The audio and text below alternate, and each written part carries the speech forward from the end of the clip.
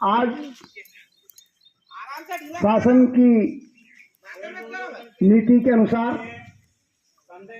आदेश अनुसार हम गुरु पूर्णिमा महापर्व को अपने विद्यालय में मनाने जा रहे हैं। ये 2 दिवसीय कार्यक्रम है। गुरु पूर्णिमा पर गुरु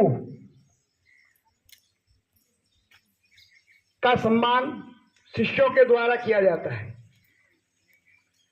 और गुरु ही सर्वोपरि है,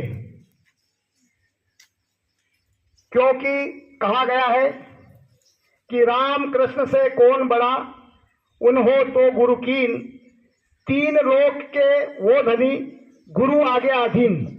तो राम और कृष्ण से तो कोई बड़ा नहीं है, उन्होंने भी गुरु किए हैं और गुरु के अधीन लेकर के अपनी पढ़ाई को किया, अपनी समझ को विकसित किया और गुरु का स्थान सर्वोपरि किया। इसलिए आज गुरु पूर्णिमा के पर्व पर गुरु परंपरा जो आदिकाल से चली आ रही है, ऐसा नहीं कि आज ही अपन गुरु पूर्णिमा का पर्व मना रहे हैं तो आज शुरू हो रही है। गुरु परंपरा पहले आश्रम शालाएं होती थी, आश्रमों में शिष्य अध्ययन करते थे और जब उनकी पूरी शिक्षा पूर्ण हो जाती तब उनको वहां से शिक्षा पूर्ण होने पर विदाई लेना पड़ती थी और गुरु दक्षिणा के रूप में गुरु दक्षिणा देकर के सभी शिष्य अपने अपने कर्तव्य पर जाते थे। जहाँ भी इनको कोई अपने घर जाता था, कोई कहीं आश्रमों में जाता था या कहीं अपनी सेवाएं देने चला जाता था, ये परंपरा थी। अब गुरु चारों युग में गुरु की महिमा कही है। सतयुग, द्वापुर, त्रेता युग और कलयुग, चारों युग में गुरु हुए हैं। हमने बहुत टीवी सीरियल के माध्यम से और भी कई अपने बुजुर्गों के द्वारा राजा हरिश्चंद्र का नाम सुना।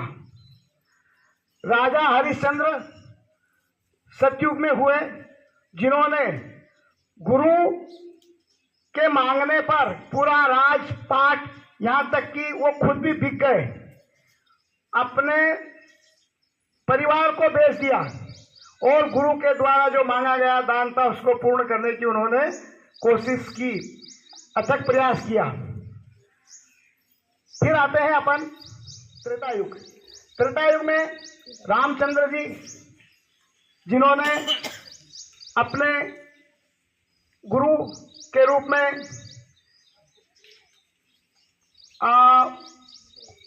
वशिष्ठ जी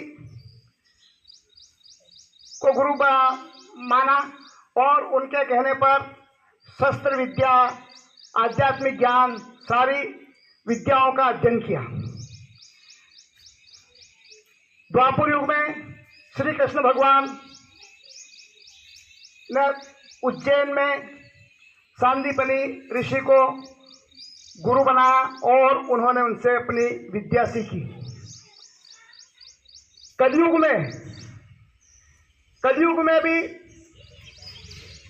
आज हम अनेक गुरुओं को मानते हैं और उनके सानिध्य में रह करके सब अपने अपने स्तर से विद्याओं का अध्ययन कर रहे हैं। आज का जो युग है और इस युग में कबीर साहब काशी लहर तारा के अंदर प्रकट हुए और जिन्होंने गुरु की महिमा का अनंत बखान किया। सतगुरु की महिमा अनंत है, अनंत लखावनहार, अनंत युग जब पची मरे दिन गुरु नहीं विस्तार। उन्होंने गुरु की महिमा का इस प्रकार से बखान किया है कि गुरु की महिमा अनंत है, जिसका कोई पार नहीं है। और कहते हैं कि 7 समंद की मसी करूं, लेखन करूं बन रहा है, धरती का कागज करूं और गुरु गुरु लिखा न जाए। 7 समुद्र का पानी शाही बना करके जितने भी वन है, जंगल है, इन सब के पेड़ों की कलम बना करके, धरती को कागज बना करके अगर गुरु के गुण को लिखना अगर मैं चाहता हूं तो मैं उस गुरु के गुण को लिखने में पूर्ण नहीं होऊंगा। तो गुरु की महिमा इतनी है। अब शिष्य को चाहिए कि वो अपने गुरु की महिमा को किस प्रकार से समझता है, गुरु को कहाँ तक समझता है और गुरु के वचनों पर वो कितना चलता है।